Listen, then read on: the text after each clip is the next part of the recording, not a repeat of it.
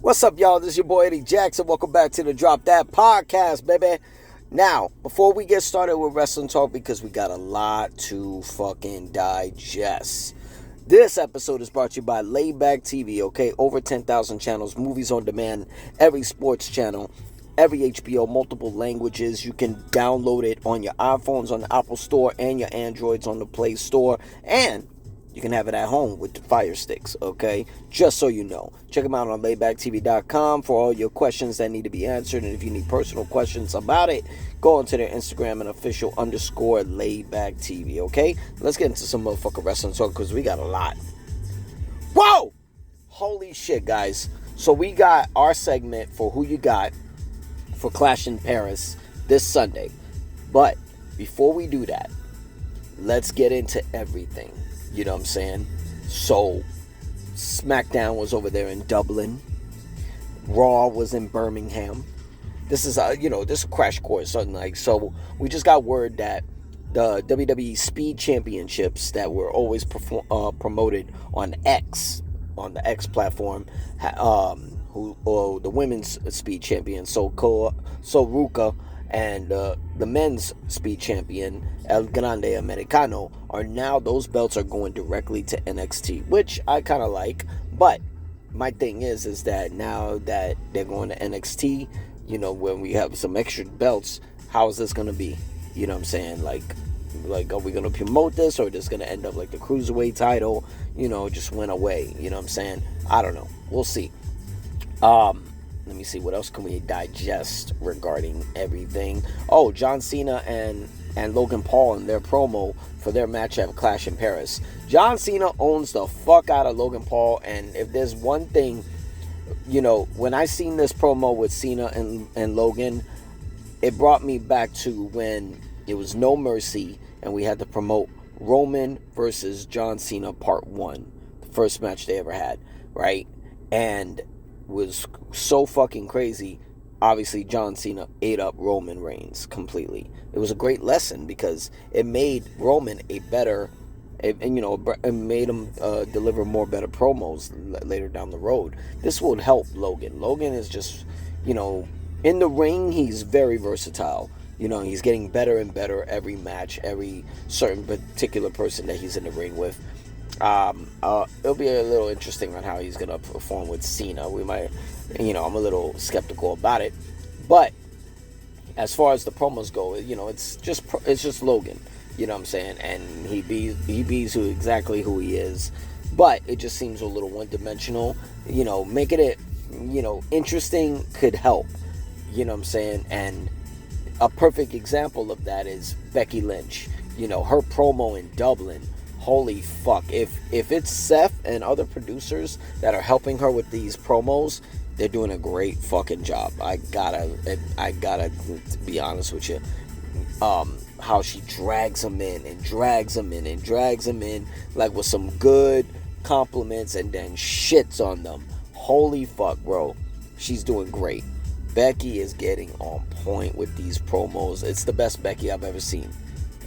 I'm talking way back when she main evented WrestleMania as the man, when she when she came back as two belts back. When she ended up as two belts, Becky two belts, and then big time Bex. This is my favorite. You know what I mean? These are my favorite Becky moments. These promos, her as Women's Intercontinental Champion, are fucking phenomenal. But we got an update. The Women's World Championship was supposed to be defended at Clash in Paris, with Naomi defending against Stephanie Vaquer. But Naomi vacated the title due to her pregnancy with Big Jim Uso. Very understandable. Now, that whole match is completely canceled. Raw General Manager Adam Pearce needs a week to figure out. Apparently, he has a person in mind who can face Stephanie for the vacant women's world title. My thing is, I don't think it's Rhea. I don't think it's Io. Let me see. I don't think it's anybody from SmackDown. It could be somebody from NXT. You know what I mean? Like, I honestly, over there at NXT, I think Jordynne Grace has done everything she could do at NXT. I mean, you know, she's dropped 3 women's NXT championship matches. You know, nice 5-star matches like with Roxanne Perez, Stephanie McCurr, and JC Jane. You know what I'm saying? Well, what are we going to do with Jordynne? You know, Jordynne technically was supposed to go to SmackDown. I don't know if that's even possible anymore. She just dropped her match to Blake Monroe. I mean, it could be Jordynne Grace. I feel like it's somebody who's been out of the picture. You know what? All chips on the table, completely. All chips on the table, and betting on the house 100% who it could be. I think it's Bianca Belair. I could be wrong, but that's all. If you're gonna make like big waves on that match, which possibly is being saved for WrestlePalooza, which we'll get into. Stephanie McCurr versus Bianca Belair. Come on, tell me you ain't fucking with that match. Like, come on, don't bullshit me. Bianca coming back, and it'll be only fair because she didn't get to be a part of the Battle Royal to get a shot at the Women's World Title. You know, she was referee to Naomi and Jade Cargill's match. I feel like this is Stephanie McCurr versus Bianca Belair, Women's World Title. I don't know who would be the babyface. Personally, I want to see where Bianca could take it as a heel, but I think it's Bianca. I think it's Bianca because why else? Why else would Adam Pearce need a week to form up the logistics? Probably because Bianca Belair is a SmackDown superstar and needs to do the switch over with Nick Aldis. I'm going with Bianca Belair 100%. Let's see. Let's fucking go.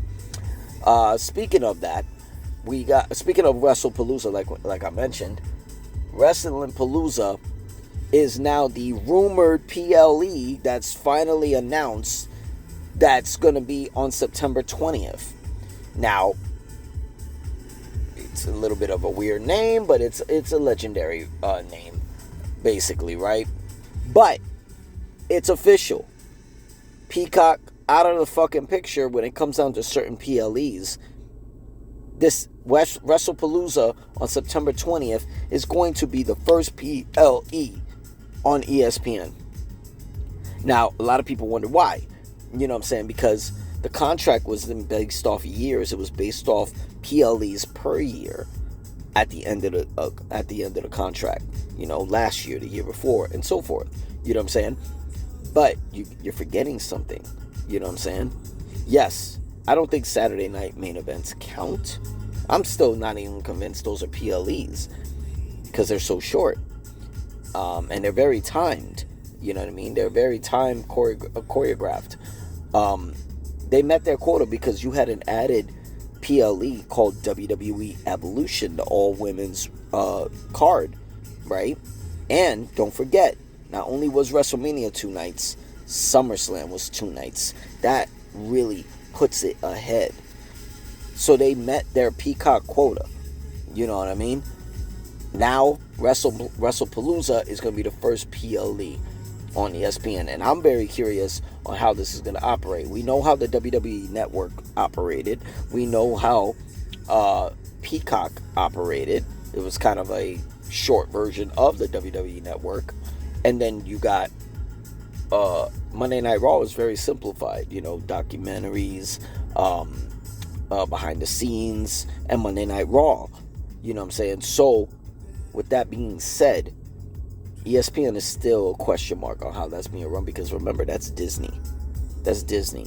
You know what I mean? And if you have the Disney Plus app, you know, look at the tabs when you're at the home screen. You got Disney, you got Pixar, you got Marvel, you got Star Wars, you got National Geographic, you got Hulu and ESPN that got added. You know what I'm saying? And what's weird is that UFC is supposed to move over to Paramount Plus, but that doesn't start until January of 2026. So, for the next 5 to 6 months, you're going to, well, actually 5 months, you're going to see ESPN and UFC possibly sharing the same platform until January. Because UFC still got their pay-per-views. You know what I mean? They got to finish that out before they start going to streaming platform with Paramount. You know what I mean? Just saying. That's going to be interesting. I want to see how crowded this is going to get. Because when you go click on the ESPN tab, it's simplified, but it looks very overwhelming. So when you have UFC already there, but you have WWE, it's going to be very questioned. And with Peacock, you can always replay these PLEs if you didn't get to see it live, live streaming. You know what I'm saying? So I want to know if that's still the case. Can I go back and watch it? Or do I have to be watching it live like if it's UFC, with fight nights and pay-per-views? But that's a question that needs to be answered probably in the next month. So hopefully we get that answer. Now, let's get to our segment, Who You Got? I want to crash courses, and I don't want to waste your time.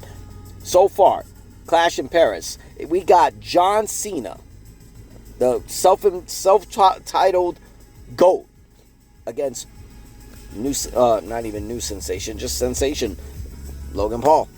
Let's see. On this segment for Who You Got, I got John Cena for the win. I got John Cena, but I won't be surprised if a certain beast incarnate will be nearby in Paris. We got the Fatal 4-Way match. Seth freaking Rollins defending the World Heavyweight Championship against main event Jey Uso, LA Knight, and CM Punk. I had Seth winning, but why do I feel like... I don't know. You know what? I'm going to go on a limb. I think it's a little too soon to drop the belt from Seth. Seth is actually killing it the way he's at. So I got Seth freaking Rollins retaining the World Heavyweight Championship. But great moments with Punk, LA Knight, and Jey Uso. But I think everybody's going to, literally fuck each other over. We got the Intercontinental Championship finally announced. Becky Lynch defends against Nikki Bella. Nikki, fuck out of here. I think Becky's taking this all fucking day. I got Becky with the Intercontinental Championship retaining.